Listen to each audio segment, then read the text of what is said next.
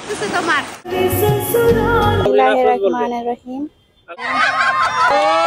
ভাই এটা কি বিয়ে নাকি ধামাকা? সেই বিয়ের দিন থেকে শুরু করে একটার পর একটা শখ খেয়ে যাচ্ছি। আসসালামু আলাইকুম ভিউয়ার্স, আমি ইলমা আর আপনাদের সাথে শেয়ার করতে নিয়ে আসছি নতুন একটি ভিডিও। বিলিভ মি, একজন সেলিব্রিটির বিয়েও যে এভাবে হতে পারে না দেখলে তো বিশ্বাসই করতাম না। বিয়ের ফার্স্ট টু লাস্ট পুরোটাই রহস্যের জালে ঘেরা। বলেন কি?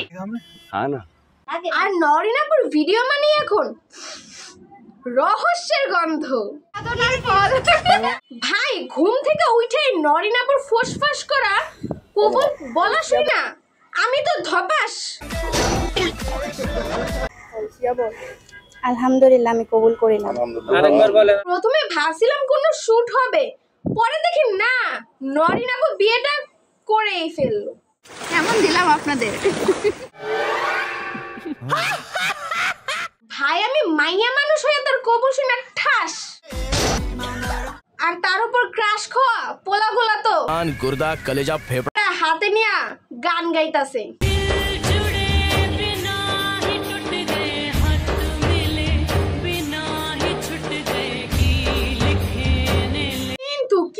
কিন্তু ওই পোলা গোলাই আবার নরিনাপুর সিম্পলের মধ্যে গর্জিয়াস লুক দেখা বললো আল্লাহ বাঁচাইছে।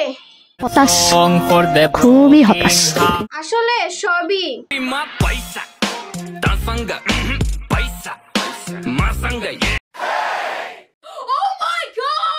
বাই দ্য ওয়ে, এই সব তো ছিল নান্না মুন্নাসা ধামাকা।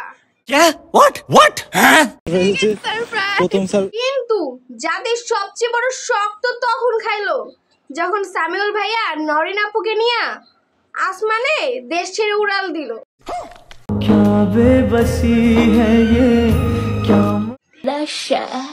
ভাই আপুর যাওয়া দেখা তো আমারই কষ্ট হয়েছে, না জানি আপুর কতটা কষ্ট হয়েছে নিজের এত কষ্টে দাঁড় করানো বিজনেস ছেড়ে যাইতে, নিজের ফ্যামিলিকে ছেড়ে যাইতে। কিন্তু আপুর তো সামিউল ভাইয়ের সাথে যাওয়ারই ছিল, আর আপু চলেও গেছে।